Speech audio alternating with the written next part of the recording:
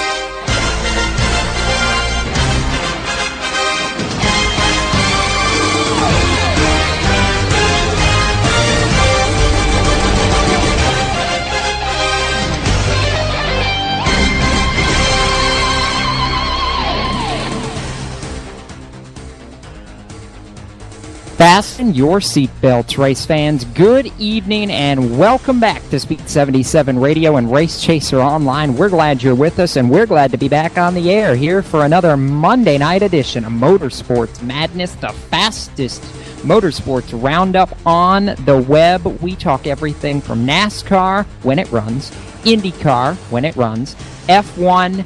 We talk the past series and short tracks across the country. We talk World of Outlaws sprint cars. We talk drag racing. We talk supercross. You name it, we've got it somewhere here on the Madness. And, you know, we're a little bit wild and crazy ourselves. At least they haven't painted the walls white around here yet, though. So we're glad you're with us. And welcoming in tonight my two co-hosts for the show, Tom Baker and Kyle Souza. Tom, I tell you what, most of the big series were off this weekend, but it's been a great weekend regardless. We had some great pass racing on Sunday. Formula One was in action this weekend, and it's been a wild, wild weekend and a fun one as well. It has been a fun weekend, and you're right. Most of the major series were off, but there were a few that weren't. We had several shows that had to be either canceled or postponed in this general part of the country from Saturday to Sunday because of the lousy weather we were getting on Friday night and Saturday. But still several shows that did get in, and we've got conversation about a couple of the biggest ones for sure. Yeah, we do, and you know, I'm finding it really interesting. It's unusual for me to get to start a show off with anything other than NASCAR, but since NASCAR was on Easter break, we get to start this actually on the short track side of things, Tom, tonight, and we'll get to that in just a moment. But Kyle, I want to welcome you in as well, because not only are you hailing with some nice weather up there in the Northeast here today, but one of your drivers from up that way brought home the victory in the event that Tom and I were at this weekend. DJ Shaw taking the win in the Easter Bunny 150. The Northern Invaders, for the second time, get to go to victory lane down south. Well, good evening, everybody. Good evening, Jacob and Tom. We got a great show lined up for you. But, Jacob, you said it right. The Northern guys, at least one of them, coming down there and showing them how it's done at Hickory this past weekend. DJ Shaw has been a strong competitor in the past North over the past couple of seasons especially. And he's got a long, long history behind the wheel of super late models, being up front at the Oxford 250 in the past couple of years as well. And Jacob, it seems to me like he did it exactly what he did here up north this past year. Go down there, run in the front for most of the event, and make a pass at the end that sends him to victory lane.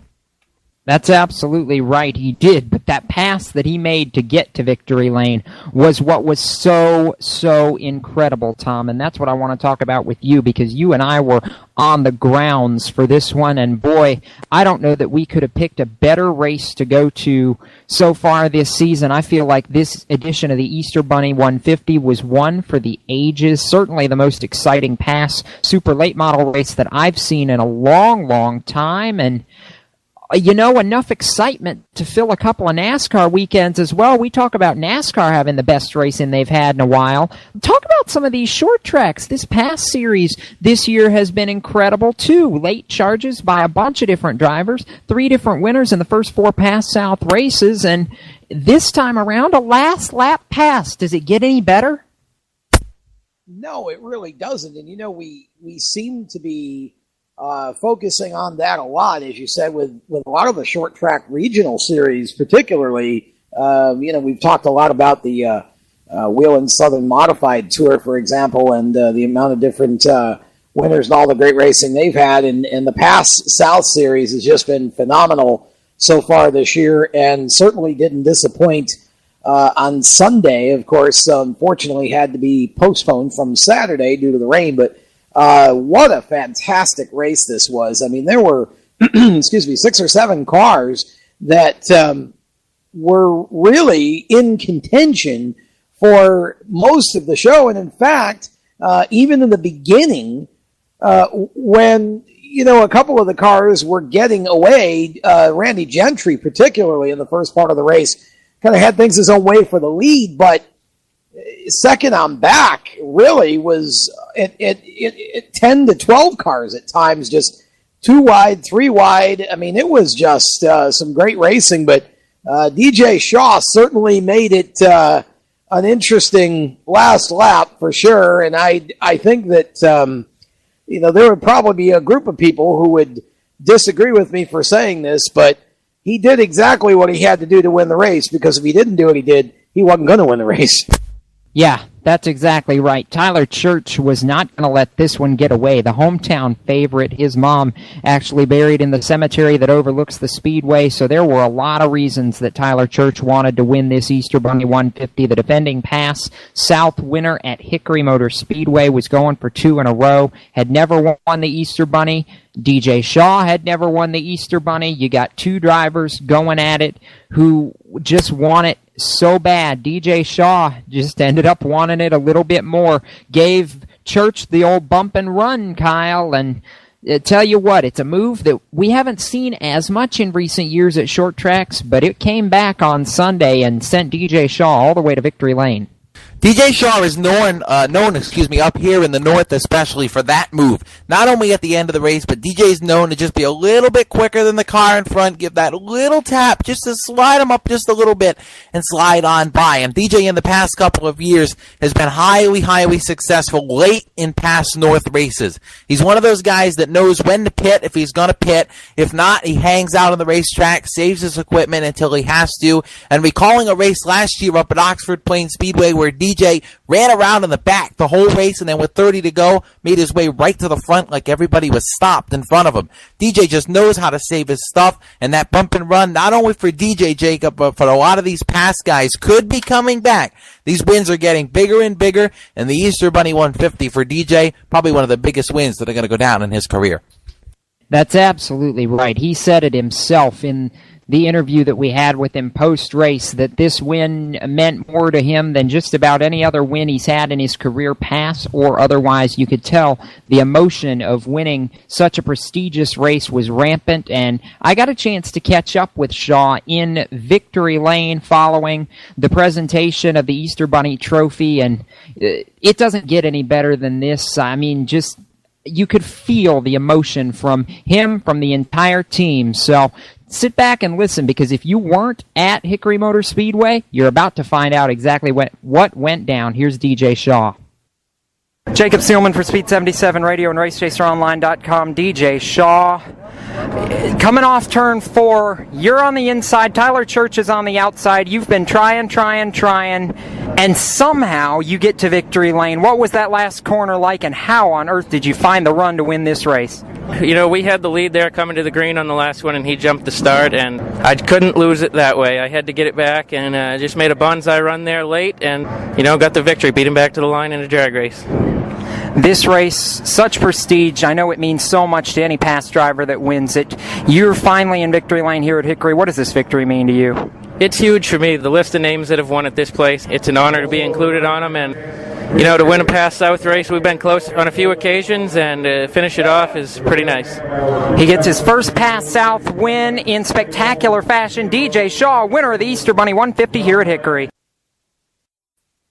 Kyle, we heard it in DJ's interview. He said when Tyler Church got around him on the restart, I couldn't let him take it from me like that. I had to get it back. We've talked about DJ being one of the more aggressive drivers, but to hear him say that kind of a statement, make that kind of a statement following the race, I think just goes to cement exactly how bad he wanted this win, because he's been so close on the past South Side.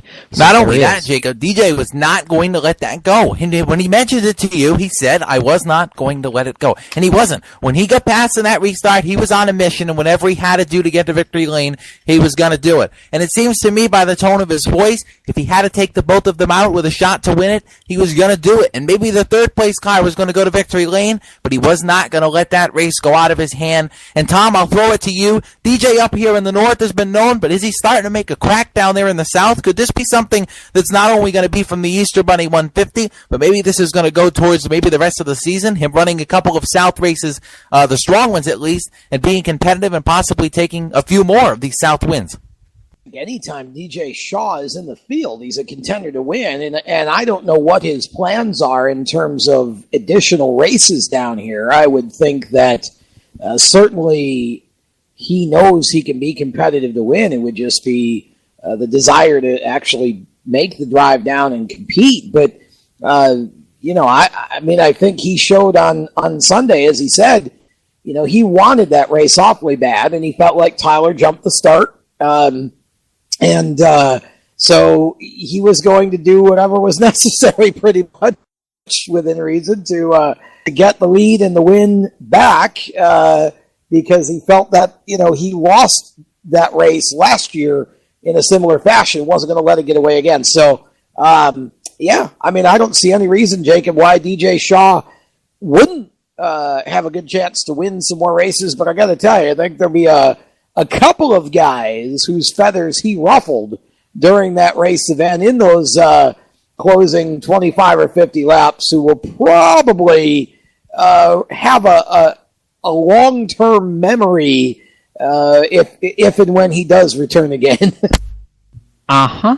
And I think we're going to talk about the next one right now, and that's going to be the guy who finished second to DJ, being Tyler Church, the guy he moved on the last corner of the last lap to go to victory lane. And Tom, you and I talked with Tyler Church throughout the day and saw him post-race. This race meant so much to him. We've documented he's a hometown favorite, lives just down the road from the racetrack in Hickory. His late mom buried in the cemetery that overlooks the racetrack. He had just won his first ever Pass South race last fall in the Over the Mountain 150. Coincidentally, at Hickory. He was going for 2 in a row. He could see the checkered flag. He had it in his sights. And then DJ Shaw basically took it away.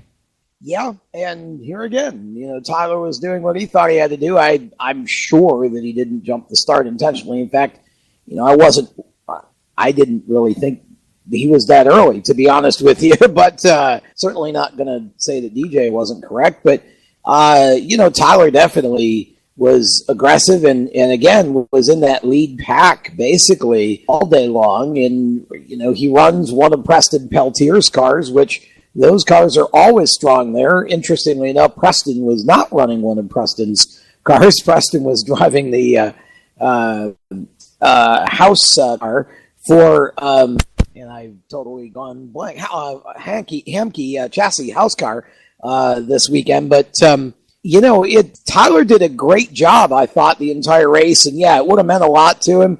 I'm sure he wasn't real pleased with DJ at the end of the race. And I know he wasn't the only one. There were a few other cars that DJ made some contact with in the latter stages of the race that the drivers, I think, will probably have some remembrances of the next time they race with DJ. But, that's what makes short track racing. And I got to tell you, all day long, the racing was nip-tuck, and Hickory is just a perfect environment for that. And unfortunately, it's also a perfect environment for big wrecks. And we had about one of the biggest I've seen in a late model race in a while on about, what was it, lap 13, Jacob?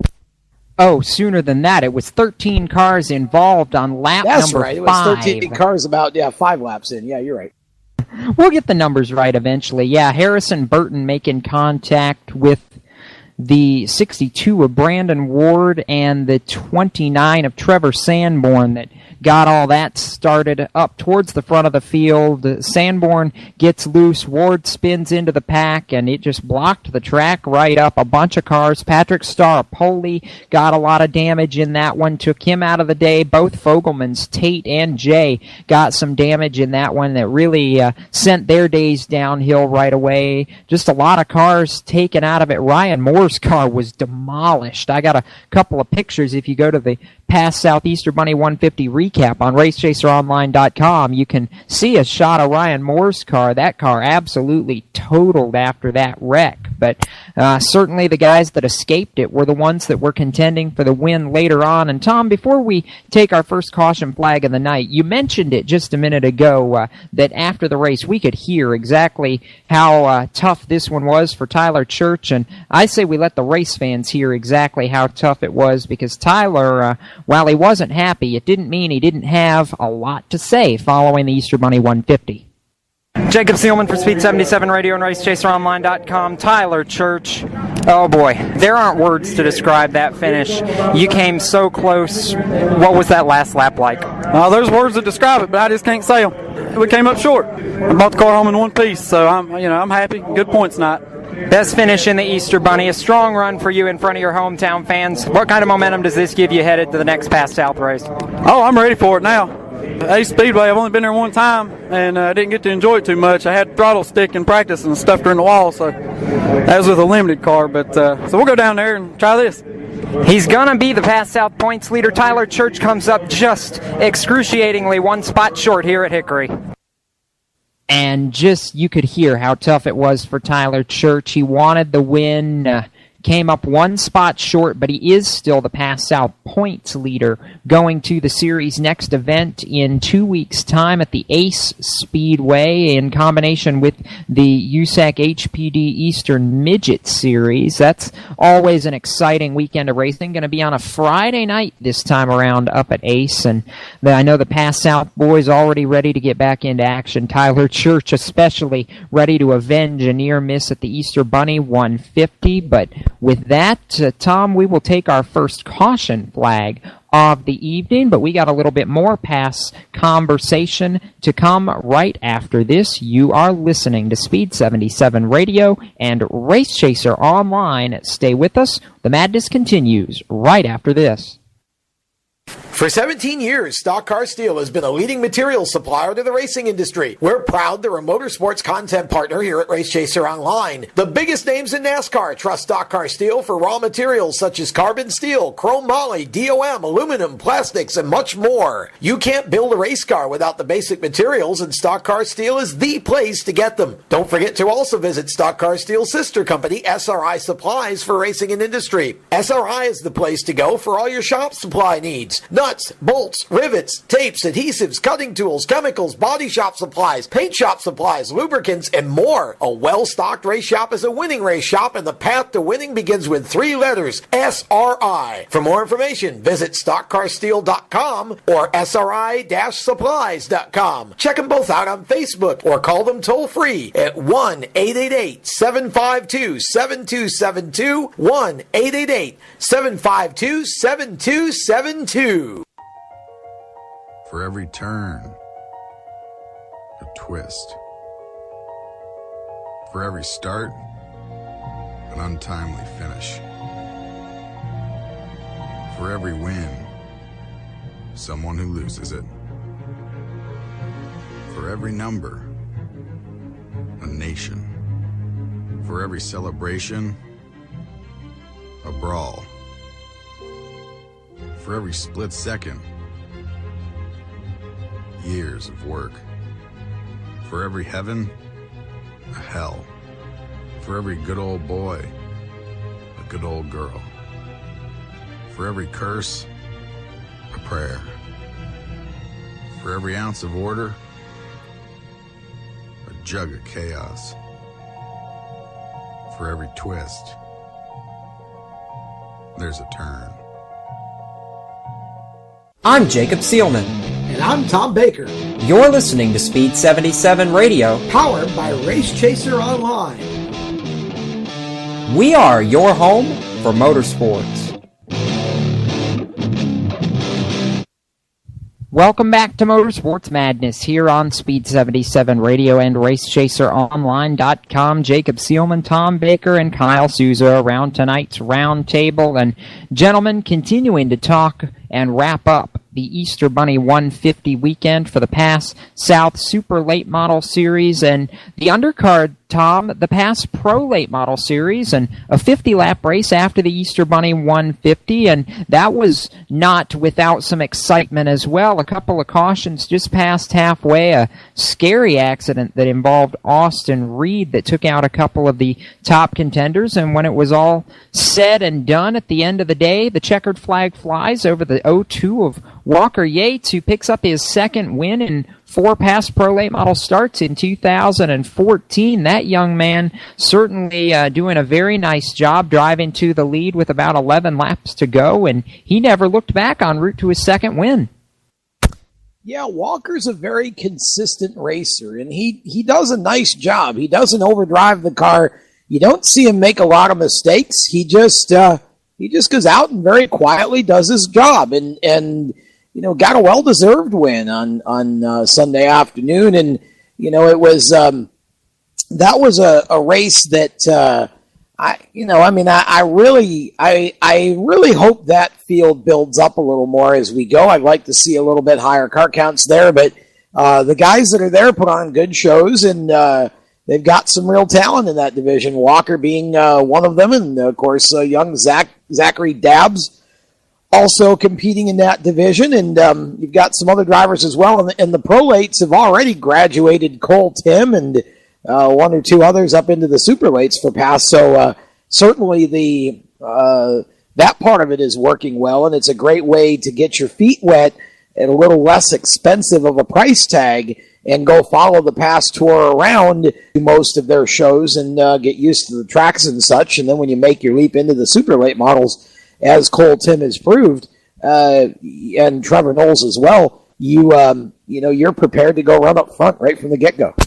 I was just getting ready to mention Trevor Knowles when you managed to slip it in first. Trevor, the defending Pass Pro Late Model champion, as a matter of fact, graduating to the Super Lates this year for his rookie season in Pass South, did a solid job in the Easter Bunny 150, and again, that Pro Late Model platform, Tom, you're absolutely right, is doing exactly what Pass designed it to do. It's moving drivers towards the Super Late Model division, and as you said, allowing them to get their feet wet. But we talk about how much this meant to DJ Shaw. Walker Yates qualified terrible, said he never even expected to get anywhere close to victory lane, and yet when the day was done, he ended up there, and we got a chance to talk with him following the event. So here's Walker Yates.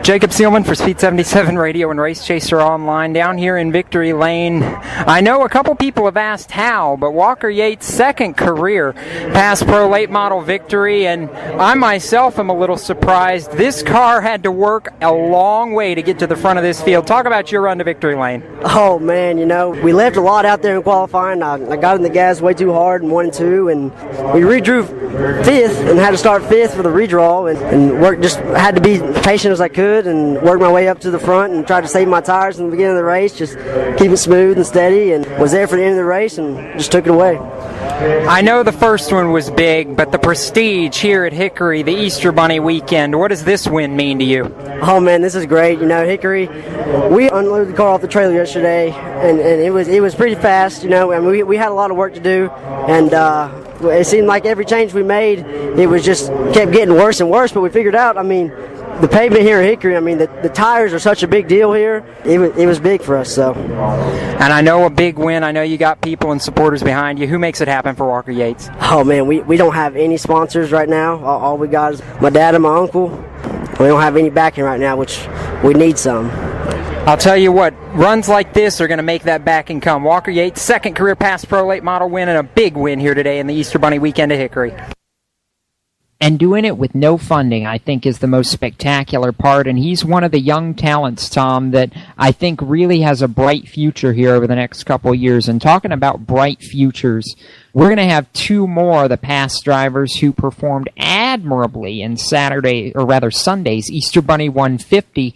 on our Stock Car Steel SRI Motorsports show on a special night, Wednesday night at 7 p.m. Eastern, talking about two guys who both led the race, who are both 14 years old, and who both probably deserve to have a shot to win the race in the closing laps. One really who did have a shot to win within the last 10 laps, and those two drivers, Tyler Dibble out of New York originally, and then Harrison Burton, and if you're wondering why you recognize that name, he is the son of Jeff Burton. Yeah, both of those kids really drove well on Sunday. Tyler was up front and led, and of course, so did Harrison Burton. I mean, both of them figured into the chase for the victory right up almost until the very end of the race, and it was to say the least, it was a spectacular run for both racers, and I feel pretty confident in saying that both of them are going to be up front for a good bit of the upcoming rest of the past schedule as long as they're in competition. Those are two kids with an awful lot of ability and two very polite, very respectful, very well-spoken young men too. And I really was impressed with both of them for being their age, 14, and in these super late models. I've made no bones about the fact I'm not a big fan of the young kids that age being in high horsepower divisions like this, but every once in a while, one of them proves that it is possible to be able to make that work if you have enough practice and experience. And of course, Tyler has spent time on the dirt modified circuit up north, in the small block and in the sportsman, and then of course Harrison Burton, I'm sure, has had plenty of practice laps in between his late model starts, and he came out of the quarter midget division here in North Carolina. So, both of these kids are very well trained, very well schooled, and I think we're going to be hearing more from both of them as we continue through the season. And I know we're going to hear from both of them, as you said, on a special Wednesday edition this week of the Stock Car Steel SRI Motorsports show right here on Speed 77 Radio, powered by Race Chaser Online. And if you're wondering, why is it Wednesday and not Thursday? Because they have this special event called the Denny Hamlin Showdown on Thursday. So out of respect to letting everybody have the opportunity to go watch that, we're not going to obviously try to fight that event. So we're going to just move our show to Wednesday night and do a special preview and have some other folks on as well. And it's going to be a great show. Yeah, it will be. And Kyle also going to join us on Wednesday night. Kyle, I know you've got some news briefs out of the New England area. We'll get to those a little bit later on in tonight's show. For now, we're going to take our mid-show caution flag and cross the flags for halfway here on the Motorsports Madness on this Monday night. When we come back, we dive into Open Wheel Central. Joel Sebastianelli sits down with us here at the round table and going to talk everything from Formula One to IndyCar. And boy, the storylines have been few and far between in Formula One so far in 2014. Joel will have a little bit of an opinion on that as well. That comes up next right here on the Madness. You are listening to Speed 77 Radio and Race Chaser Online. Stay with us. Packers, Vikings, Red State, Blue State. We come from different places. Uptown, Downtown. We come to different conclusions. half empty, Half full. But no matter how different we are, we're all connected, and we can all make a difference. That's why United Way brings people, expertise, and resources together to improve the education, income, and health of our communities, the building blocks for a better life. When we live united, our efforts, magnified by others, add up to real change. Children succeed in school, families gain financial stability, the health of our neighbors improves, and suddenly, so do our communities. But real change won't happen without you. Live united. So let's look beyond our differences. Live united. One by one, let's make a difference. Let's reach out a hand to one and influence the condition of all. Live united. Give, advocate, volunteer. Live United. Sign up today at liveunited.org. Brought to you by United Way and the Ad Council.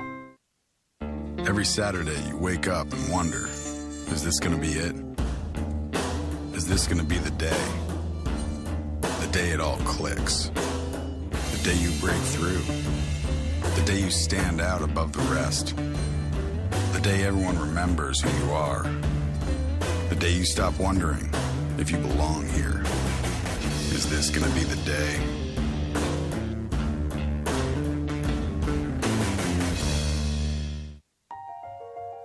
For every turn, a twist. For every start, an untimely finish. For every win, someone who loses it. For every number, a nation. For every celebration, a brawl. For every split second, years of work. For every heaven, a hell. For every good old boy, a good old girl. For every curse, a prayer. For every ounce of order, a jug of chaos. For every twist, there's a turn. I'm Jacob Seelman. And I'm Tom Baker. You're listening to Speed 77 Radio, Powered by Race Chaser Online. We are your home for motorsports. Welcome back to Motorsports Madness here on Speed 77 Radio and RaceChaserOnline.com. Jacob Seelman, Tom Baker, Kyle Souza around tonight's roundtable, and now we move into our weekly edition of Open Wheel Central as we sit down with our resident wine and cheeser and open wheel specialist, Joel Sebastianelli. Joel, as always, good to have you on the show. And while it was Easter weekend and most of everybody was off, that didn't mean all was completely quiet in the open wheel world. Formula One on track in Shanghai for the Chinese Grand Prix, and I feel like we're starting to get into this same rut that we got with Red Bull the last 4 years of, here comes the Silver Arrows again, and Lewis Hamilton, for the first time in his career, goes 3 in a row. Yeah, 3 in a row for him in first, 3 in a row for Nico Rosberg in second, so his lead in the World Drivers' Championship is dwindling, but ever so slightly race by race. It's now down to 4 points, so the next time that Hamilton finishes higher than Rosberg, if that happens in Spain, once we get to the European leg of the championship in Catalonia, then we will have a new leader for the first time this year. Clearly the Silver Arrows are the team to beat. We've firmly established this. There's really no doubt about it. The question is just, is anybody else going to be able to challenge for the title? We've seen Fernando Alonso finishing relatively close behind. Of course, he got a podium, his first of the year in China over the weekend, but Kimi Räikkönen has been struggling. Daniel Ricciardo, once again, finishing higher than Sebastian Vettel. He's out-qualified him 3 out of the 4 times this season as well. So if not for that disqualification at the season opener in Australia, Daniel would be higher than Sebastian Vettel. And of course, Nico Hülkenberg, the other Nico, in 4th. He's finishing the top 6 every single race. I don't think anyone really takes him seriously as a title contender, but who would have thought that 4 races into the year we'd be talking about Nico Hülkenberg and 4th India, 3rd in the Constructors' Championship ahead of Ferrari. Just so many surprises this season. The status quo flipped a little bit, but the one thing I suspected is I said that once we got through these first 4 races, things would start to even out, and we would know where everybody is. There would be less mechanical failures, and I do think we saw that. In this race, only 2 cars affected by any sort of reliability issues. Robin Grosjean retired on lap 28 with a gearbox, and the engine died in Adrian Sutil's Sauber just 5 laps into the race. So other than that, I think that we're finally at the point where things are starting to be a little bit less crazy, and I think we know a lot more of what to expect from Formula One. And unfortunately for the rest of the field, what to expect is Silver Arrow domination, the likes of which only Ferrari and Red Bull have really seen in the last decade. We sit here and we talk about how good the Silver Arrows and Mercedes have really been in 2014. And, all of a sudden we're talking about domination like Red Bull and Ferrari have done in the Schumacher era and Red Bull in the Vettel area. How good could this team actually be by the end of 2014? Could we potentially be talking about Mercedes sweeping the season in 2014? We certainly could. I wouldn't bet money on it, but clearly this team is so far ahead, and it's not all that unusual. I mean, years with Michael Schumacher and Ferrari have been so far ahead of the rest of the field. Schumacher's won a bunch of races, and teammate Rubens Barrichello would pile on a few, and you'd only have a couple of races left to spare for everybody else to fight for. And I think that that's much more of a realistic possibility for what we'll be seeing. Nico and Lewis Hamilton are approximately 20 seconds better when all is said and done ahead of the rest of the field throughout the course of an entire Grand Prix. Is it possible that there will be an incident involving one or both cars? Yes. Is it possible that somebody can overtake them simply based on the fact that they're better at a given Grand Prix, even without any reliability issues for Mercedes? Yes, that is true, and right now, if there's a team that's going to do that, it wouldn't surprise me at all for that team to be Ferrari, especially Fernando Alonso. He's finished fourth 2 times, third this past weekend in China, and a top 10 in Bahrain. A race that was really frustrating for Ferrari, with Kimi Räikkönen still struggling to finish inside the top 10.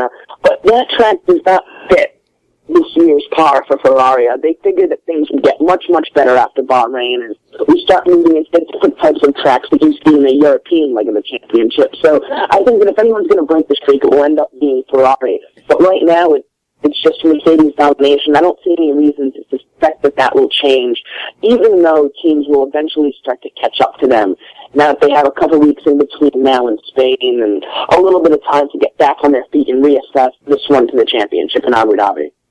And as you said, we get back on track in a couple weeks, going to Catalonia for the next round and the beginning of the European leg of the 2014 Formula One World Championship. Let's go over to the IndyCar side of things, because this weekend, IndyCar gets back on track after a week off for the Easter holiday. They're headed to the Barber Motorsports Park in Alabama this weekend. Another very technical, very challenging natural terrain road course. Certainly one that we've seen Will Power dominate over the years, and one that every once in a while can produce a surprise winner. What should we expect this weekend in Barber, and who do you like to come out on top?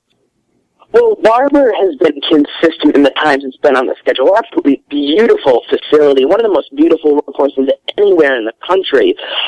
I'll give you a couple big names that you should see up at the front once again, and I'll give you one surprise, too, which really shouldn't be surprising based on his recent history. It's all been a great Penske track. They've won 3 of the 4 races here so far. Elio won the inaugural race in 2010, Will Power winning the next 2, and even in 2013 last season when Brian Hunter-Ray finished up front, we still saw both Penske machines, Castroneves and Power, finish inside the top 5. It's been a great Ganassi track as well. Scott Dixon always performed strong. Tony Kanaan, even when he wasn't with Ganassi, has always been right around the top 10 area, so he may be one to see break through at some point, and perhaps get his first win with Ganassi this weekend. We'll see. Even Charlie Kimball finished 4th here last year, and Simon Pagenaud has finished in the top 10 every single time he's raced at Barber in the IndyCar Series. So those are some of your big names to watch for. Not necessarily a great track for some of the younger guys to try to break through, unless you're talking maybe a top 10 at the, right around 8th, 9th, 10th in that area. The one driver I do think could surprise a lot of people, and he's been doing it really all of his career since 2013, is Carlos Munoz. Carlos has 2 podiums in the time that he's been in the IndyCar Series, which is very, very short, and he dominated this race and reached winning in 2013 in Indy Lights. So it's a track that he's won at before, a track that he's familiar with. And given his results in IndyCar so far, Carlos Munoz has got to be a driver to watch at just about every single track. He's got such a bright career ahead of him, and although I'm not necessarily pegging him for a race win, you've got to be impressed with the way he's driven, especially 3rd place at Long Beach last week, and would have been a little bit better at St. Petersburg if not for some problems that were really out of his doing for most of the race in the season opener. So Munoz may be one to watch as well with Andretti Autosport, but look for your big familiar names to be the ones who are competing for the checkered flag as this thing nears its conclusion on Sunday. And of course, one more really big piece of IndyCar news that was announced earlier today, and one that I think will be a very big big piece to watch as we get closer to it. The 100th running of the Indianapolis 500 coming up in 2016. This year going to be the 98th running of the greatest spectacle in racing, and a big name announcing today that they're going to be returning to the 500 in 2016. Jonathan Bird's Racing and the Bird family name sponsorship going to return to the Indianapolis 500 for that 100th running of the great race. We've seen them run many, many times, 1985 all the way through 2001, and again in 2005 when they had a spectacular top 5 run. Joel, this is a name that's synonymous with the Speedway and with the greatest spectacle in racing for the better part of the last 3 decades. What is it going to mean to see the Bird family back at Indy in 2 years, and what do you expect maybe to come out of this going forward? Well, they're not a team I necessarily see fielding a car throughout the IndyCar Series season, but the Indianapolis 500, like you mentioned, from 85 to 2001, and as recently as a 5th place finish for Lazier in 2005 with Buddy, even with Jacques for the time. You look at the names that have driven for the Birds, and it's quite an incredible list, and it's going to be great to see this legacy back. The name's so familiar to the Indianapolis 500 in particular, with names and top 5 finishes with guys like Rich Vogler, Gordon Johncock, Stan Fox, John Andretti, Buddy Lazier, and even having a partnership with Arie Luyendyk when he set the track record at the Indianapolis Motor Speedway. It's a very familiar name to people in the area, and this is what IndyCar needs, not just for the 500, but for any race. You need teams with history, teams that have stories behind them, and we need more of a touch of the past coming in with all the new, because the new is great, but especially with the split, even though losing the Birds wasn't really directly about the split at all, it at least gives you a touch of that past when things were much, much different in the way that open-wheel racing was run. So for Jonathan Bird's Racing to come back, it's great for the sport. It'll be great for the 2016 edition of the race, number 100 for the greatest spectacle that exists in racing. It's going to be really nice to have them back, and hopefully more teams like that will follow suit, not just for the 100th running of the Indianapolis 500-mile race, but for any race on the calendar they can get on, because IndyCar needs more of these familiar faces. Even if they're not familiar driver faces and they're just familiar teams, there's definitely something to be said for having teams like the Birds back in racing. And Joel, we know you're going to be following the Indy Grand Prix of Alabama this weekend from Barber, and looking forward to that here this weekend as the racing season gets back going. You and I have exams coming up, so crunch time is upon us and things are going to get crazy, but racing's always the constant, and as always, glad to have you on the show here tonight. Great to be on once again. Wherever you may be watching racing over the weekend, be sure to enjoy it. All right, Mr. Baker, pop quiz. Who was the first driver back when the Bird family first entered into Indianapolis competition to drive a Jonathan Bird-sponsored machine in the Indianapolis 500? I'm not that old. Oh, sure you are. It was 1986. Well, I was hoping you would let me slag on that one. I don't know, Jacob, but I know you're going to tell us because I'm sure you've looked up the answer. I have, as a matter of fact, and this stat was one that's very near and dear to my heart because he was a friend of my family's for many, many years. But Rich Vogler, back in 1986, was the first driver to pilot a Jonathan Bird's Racing machine, finished 25th on that day, but finished 8th in the 500 in 1989 for the Birds team. Certainly one of the most respected open-wheel and USAC drivers in history. The last time the Birds have been at Indianapolis was 2005, as Joel mentioned, when Buddy Lazier drove that car to a 5th place finish. It's just going to be incredible to see that livery and that team, that family with so much heritage at the Speedway back in 2016 for the 100th running of the Indianapolis 500.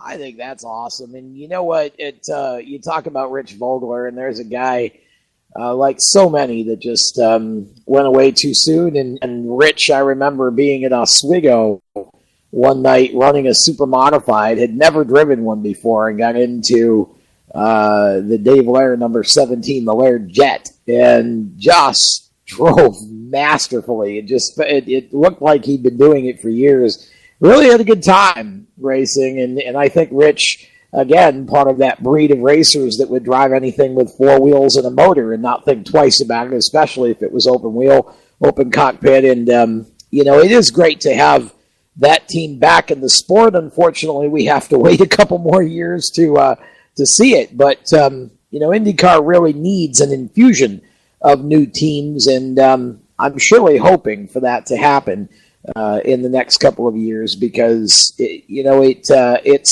such great racing right now, and not just the 500 itself, but the whole series really. And Joel talked a lot about the upcoming race, and certainly the Penske car is going to be tough to top, and just waiting for Juan Pablo to be able to put a good race together and actually get up front and contend for the win, and thinking it's going to be sooner than later before we see him making some noise. Absolutely right, and this weekend at Barber might be a great opportunity. We know how good he is on the road courses, and this track is one that all the Penske cars tested on during the off-season, so I would not gander to not suspect, anyways, that Juan Pablo Montoya might not be in the mix before it's all said and done, especially with the notes from Will Power and Helio Castroneves to lean on. But while we're talking open wheel, real quick, I know, Tom, that you were awake at 4 a.m. on Sunday morning, and I know, coincidentally, because of that, you happened to catch the Formula One race from China. What'd you get out of it? Sleepy. That's what I got out of it. Sleepy. It was boring. It was uneventful. It was unexciting. It was terrible. Basically, that's, my assessment of that race. It was a snoozer. Or for my friends up in New England, a snoozer. I just really can't say enough bad about how pitifully poor that race was. But you know what? Before it sounds like I'm beating up on F1, not much has changed, really.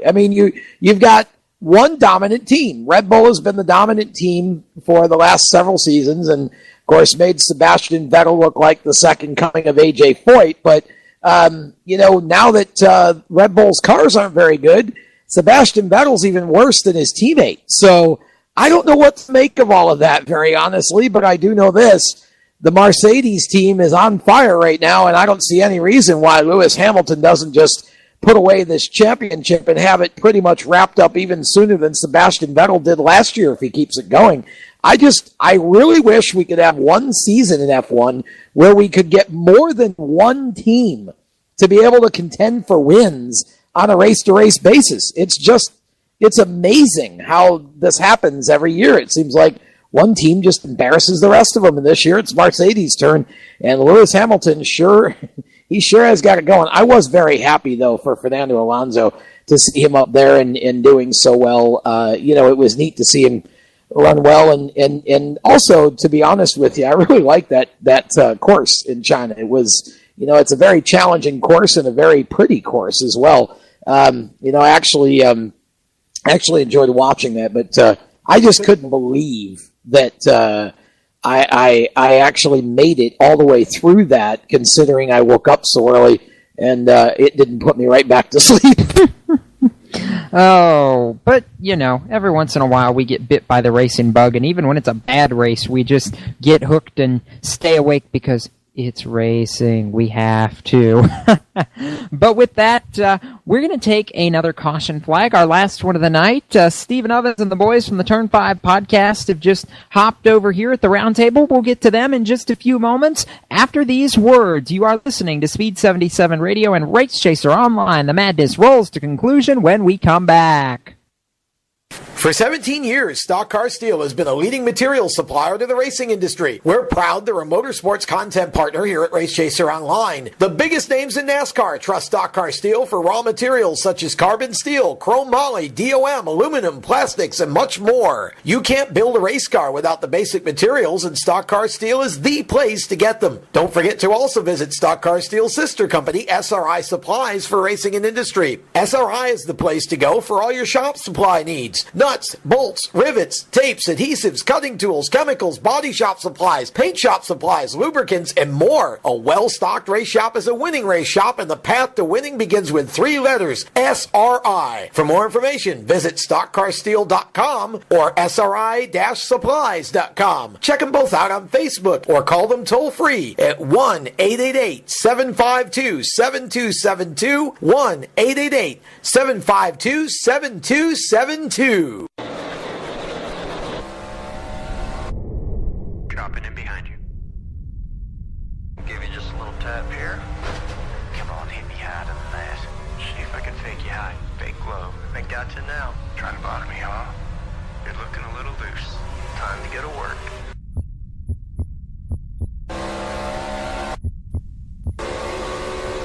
See ya. Nighty-night.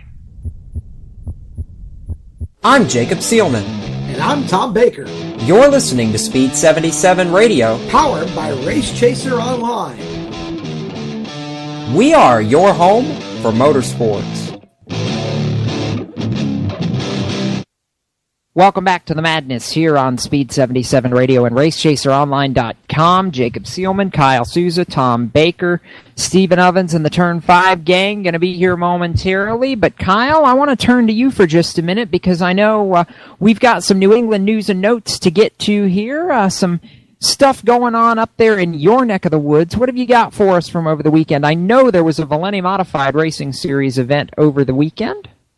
Well, Jacob, exactly what I'm going to point towards here this past weekend. The Valenti Modified Racing Series going for their second event at Mad Dog, the Monadnock Speedway up in Winchester, New Hampshire, and it was the defending champion, Huntington Valley, Pennsylvania's Rowan Pennick, taking the win. And he did this last year en route to his first series championship. He won this race, so we'll see if that is something that's going to happen again. Justin Bonsignor, Art Barry's number 21. He out of New York, going to run full-time this year with them. He came home in second, and Bellingham Mass's Steve Massey coming home in third. Pennick and Bonsignor battled near the front for most of the event. Pennick started on pole and never really left back from that position. Chris Pastriak was running up in the front for most of it. He came home fourth, and the third-place finisher back at Waterford, full-time competitor Todd Zegedy, came home in fifth. Modified Racing Series is actually coming for my track, my home track, in 2 weeks. 2 Sundays from yesterday, so May 5th, it's opening day at the Cement Palace, and the Valenti Modified Racing Series is in action for 100 laps. That's next for them. Waterford had some weekly racing this past weekend, Jacob, as well.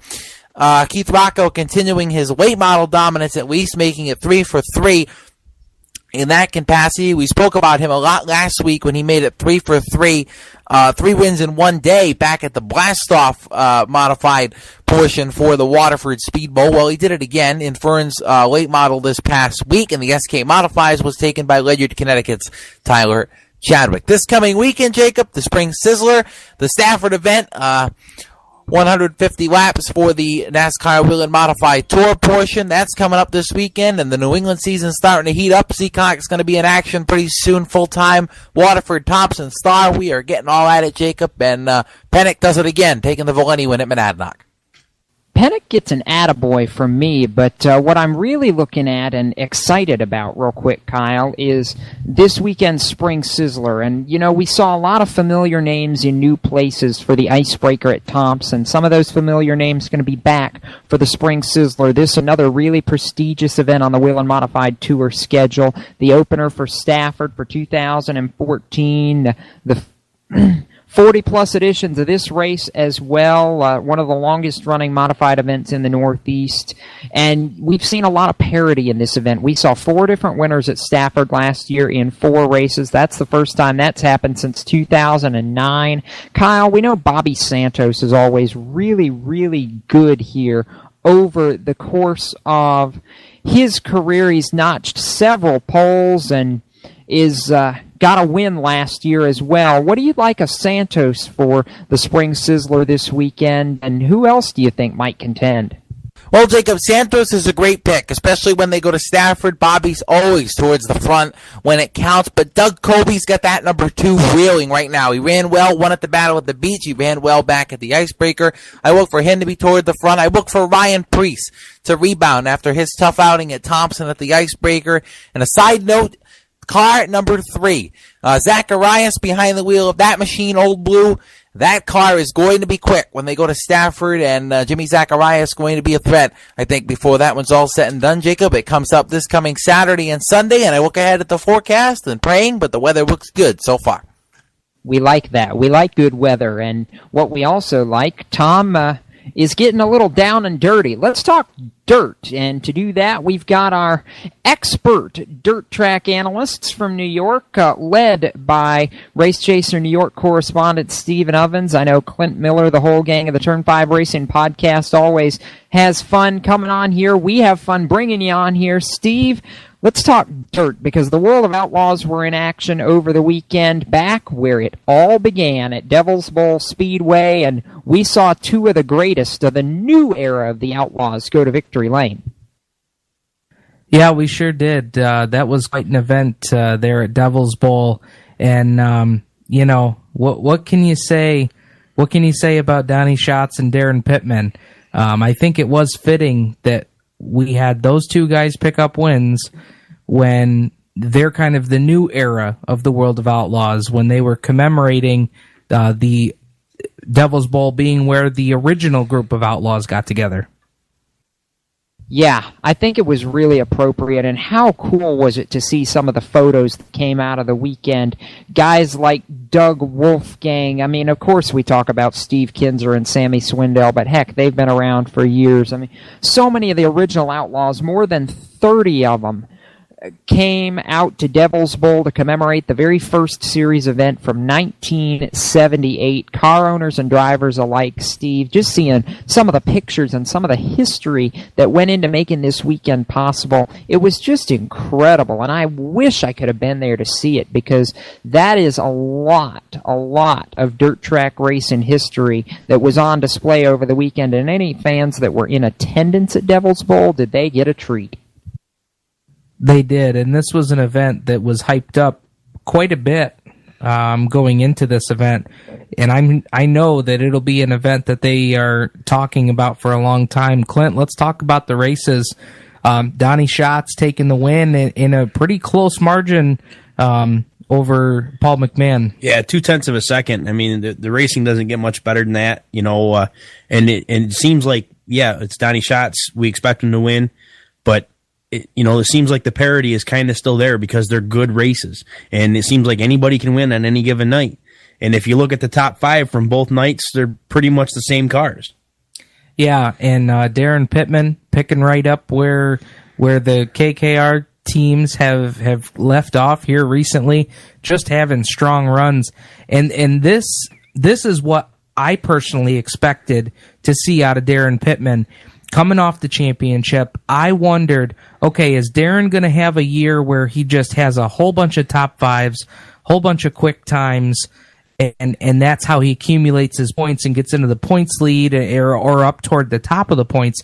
But now we're seeing them string those wins together. His crew chief, Cale Kane, one of the best in the business out there on the road. And I just found out recently that Cale Kane's not much older than I am. I think he's 28 years old, and he's out there on the road every week doing this with the World of Outlaws.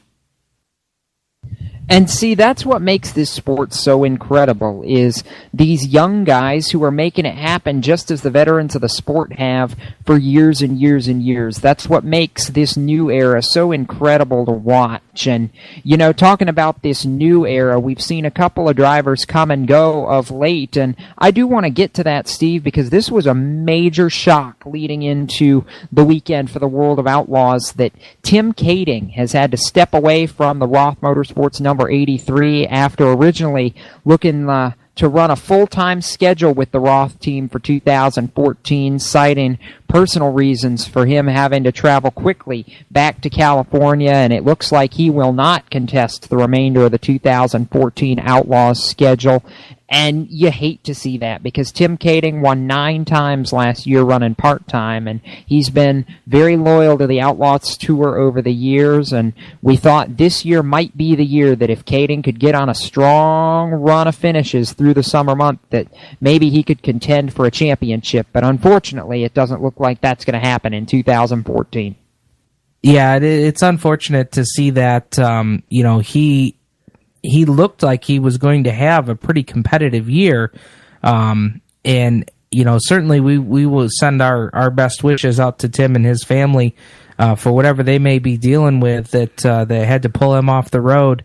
And that is definitely going to be a story for 2014 is, what could have been in that 83 car. So, we'll see what they do, what that race team does, whether they try and put together some drivers and they had different packages. Yeah, they had Lasowski on this weekend at Devil's Bowl, and when you're jumping in against these guys after not running with them, he struggled a little bit, and it showed.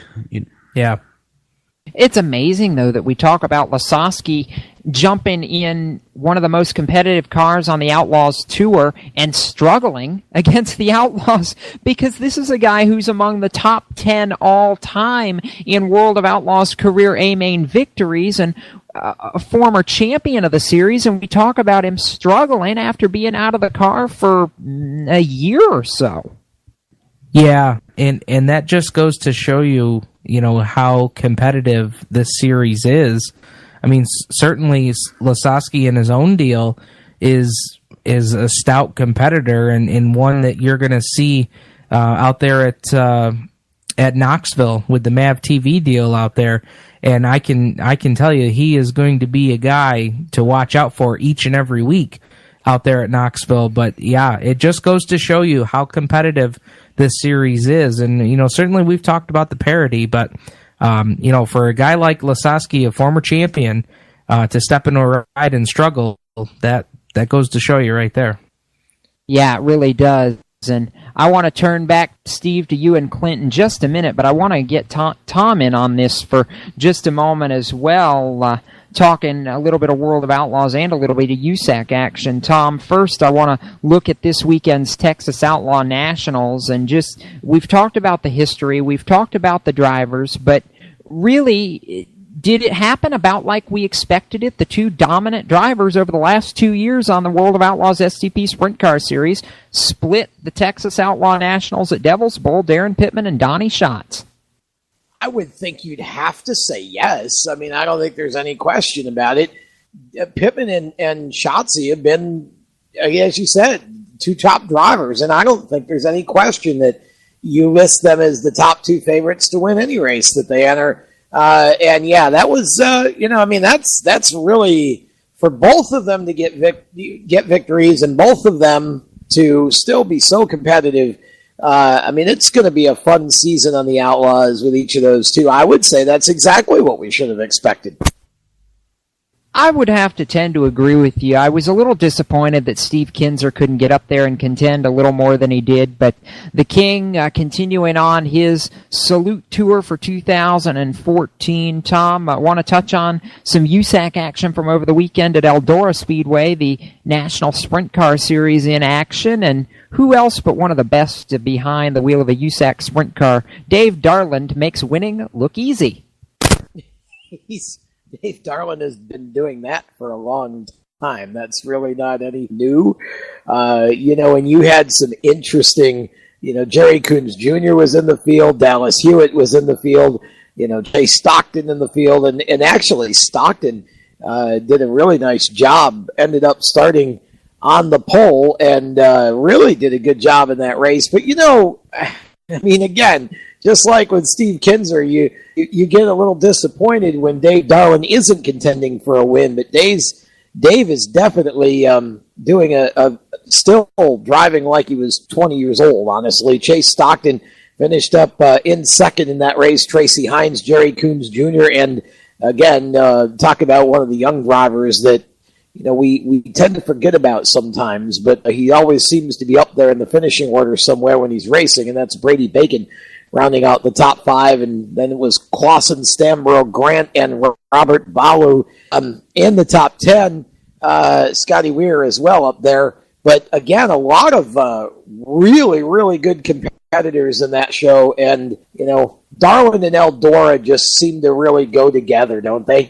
Yeah, they really do. And they call him the People's Champion for a reason. When Dave Darland isn't running well, the people are disappointed. And when Dave Darland is running well, the people are happy. And the people were happy Saturday night at Eldora. Steve, I want to turn back to you because this weekend the greatest show on dirt moves to the Midwest, up a little from the state of Texas to continue their 2014 campaign. We've got the Salina High Banks on tap on Friday night, and then one of the big shows for the Outlaws here in the month of April, the Spring Classic at I-55 Raceway, Ken Schrader's Federated Auto Parts I-55 Raceway. We know the Ironman always one of the biggest shows at that racetrack, but the springtime event, the Spring Classic, always a pretty big show in its own right. And these are two tracks where we always see the champions rise to the occasion. Yeah, for sure, Clint. I don't think that any of the regular, heavy hitters that we would expect to come out on top. I would imagine that we'll see all of those guys run up front. But one name, Clint, that I want to throw out, picked up a win Tuesday at El Paso, Kerry Madsen in that American Racing 29 car. Those guys are really starting to come to life. So he's one of those guys that you have to start putting into that conversation. And we were just talking a minute ago about Cody Dara and how at the job's on the line. Whereas job's on the line, he needs some good runs. He's starting to show it, and he needs to continue doing that. Yeah, he had I think he had 2 top 10s this weekend in Texas, 9th and a 6th, I believe. And but it was funny because as soon as it came out that he's driving for his job, boom, he picks up a win, and here comes, I think, with 4 straight top 10s now. Where he's always been the guy where he's either really good or he's really bad and on his roof. There was no in between with him. He's got to find the consistency because Factory Kane, I'm sure, it's getting to a point where he's got to start looking elsewhere to get somebody else so that number 4 car can be in the top every week. Yeah, and Cody absolutely has done very, very well the last couple of weekends. Like you said, Clint picked up the victory, has ridden a streak of momentum to get back in the thick of things, at least as far as the top 10 in points is concerned. So my kudos as well to Cody Dara, because he's a great young man. I got a chance to talk with him at the World Finals last year, and just really, really thankful to be where he's at. Thankful to Casey for the opportunities that he's been given over the past couple seasons. And he's one of those guys, Tom, as we get ready to round out this show, Cody Dara, one of those guys that you want to see run well. He's likable, he's very personable, and just when he runs well, you enjoy seeing that because he's somebody that doesn't take it for granted and really has never been able to take it for granted, because it seems like every time you turn around, he's been in a situation where he's really had to prove his stuff. Well, there's 2 things about Cody Dara that I think about when his name gets mentioned. The first is that Cody Dara did not come from a situation of great resources. So, Cody, as you said, has always had to work for everything he's ever gotten. And so I'm excited when he wins because of that fact, because I know how hard he's worked to get there. The second thing is, he is just a flat-out charger. When Cody Dara is on the racetrack, you want to watch him because there's not a moment that goes by when Cody's not giving you 100%. It is, the World of Outlaws is a tough grind. That is a tough, tough grind. And so, Cody's had his ups and his downs, but it's nice to see him showing that, I shouldn't be fighting for my job. I mean, just, be patient, keep giving me the cars and let me go do what I do. Cody, I think, is starting to step it up a little bit. Sometimes you just need, and I don't say this, I mean this with all respect in the world. I mean, we all need it. I think sometimes you just need a little encouragement. And if that comes in the form of a bit of a kick in the pants to say, hey, come on, we got to step it up. I know you can do it. Well, Cody is certainly that. So I am very happy to see him doing what he's doing now, and I hope he keeps it up. As somebody very wise once told me, patience, young grasshopper. I wonder who that was. Gee, I wonder. One more dirt-related note that I want to get to before we close tonight's show, Stephen, and I'm glad that you mentioned this because I'm excited. I know you guys are really, really excited. The Super Dirt Car Series this weekend kicking off at the Fulton Speedway, a track that's very close to Tom's and my heart, a track that I know, Tom, you grew up watching races at for a long time, and Steve, Clint, this Super Dirt Car Series shaping up to be a great one. Steven, I know we always talk about Brett Hearn, Stuart Friesen, Matt Shepard, but this season looks like maybe a couple of the newer faces to the tour could lay some challenge to the wily old veterans. Yeah, for sure. Everything getting kicked off this coming weekend out at Fulton for the High Bank Holdup. And, a guy that you're going to want to watch for, who I would say calls Fulton his home track. It's the closest track to his race shop. Jimmy Phelps. Watch out for the HBR 98H of Jimmy Phelps. Certainly his teammate Matt Shepard is a perennial favorite at any Super Dirt Car Series race. But coming back to his home track, which he said he's going to run full time this year, I would watch out for Jimmy Phelps. Another name that I'm going to throw out there, and I don't really necessarily know his history at Fulton, but a guy that we've seen a few times already this year, Clint, is Anthony Perego. I just feel like anywhere that kid goes, he could pull off a win, and he's shown that he can do it. But can you go with anybody than Jimmy Phelps? Knowing that Alan Johnson doesn't have a ride yet for the Super Dirt Car Series there, and Alan is dominant at Fulton. Well, I sit here and, of course, Jacob said that, the big three, Hearn, Matt Shepard, those guys. You say Jimmy Phelps is a young guy coming in. I'm going with one of your favorites. I mean, Billy Dunn is a guy that if he follows the whole tour, he seems to be one that just hangs around, and my God, Billy Dunn's in the top 5. And he's gaining experience. He's getting faster every week. It seems like anywhere he goes, that seems to be something that we look forward to see him coming to the front. And he had a great second-place run out at Canandaigua in the Jan Corcoran Memorial on Saturday night, getting his season kicked off. After blowing a motor on Friday night. That's right. Yeah, certainly. And I want to get to Canandaigua for just a second because you guys provided us with some great coverage of that event on Saturday. I know that track, another one that you guys were really looking forward to, and Gary Tompkins pulling off the victory. Oh, Jacob, he was so strong. Steve Payne jumped out in the lead first 20 laps. They caught lap traffic in 12 laps. And, Tompkins kept knocking on the door, and then finally, Payne opened it up, and Tompkins was able to get by. He didn't really get away, but he just kind of kept everybody at bay. They were going through traffic. They went first race of the year, big blocks, and they went 42 laps without a caution. It was great racing, 3 wide. The track was perfect, and Tompkins, really good guy. He had a lot of people to thank in victory lane. Of course, running a family-owned team, which we don't see very much around here anymore. So to see a guy running a family-owned team with some small-town sponsors, great win for Tompkins, good run for Billy Dunn getting second, and Billy Decker comes from 22nd to finish 5th. So great runs out there at Canandaigua this week. I love it. We talk about storylines, and that's exactly what 2014 has given us, is storylines and things to talk about, Tom. And before we go off air, first want to say thank you to Stephen and Clint for bringing us another edition of Down and Dirty. Excited about it, and excited about 2 big doubleheaders for sprint cars this weekend. One on the pavement, the USCS at Anderson Speedway and Southern National Motorsports Park on the pavement, and then for the ASCS 305 Sprint Car Series on the dirt in Oglethorpe and Needmore Speedways in Georgia. This is a sprint car lover's dream weekend for 2014. You've got 4 shows, pavement or dirt. Take your pick. It's going to be great.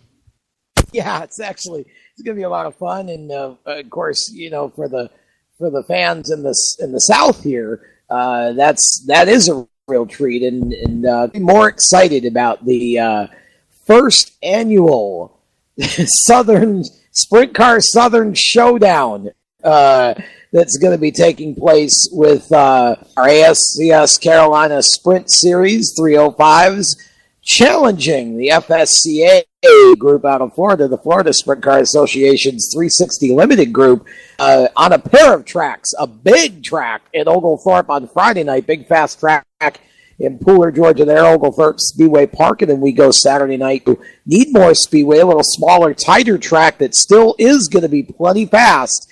It's going to be fun. That track, Needmore, down in Norman, Georgia, down a little bit further south. But looking forward to those two shows as we kick off the 2014 and the first ever, I should say, ASCS Carolina 305 Series season, and definitely excited about that.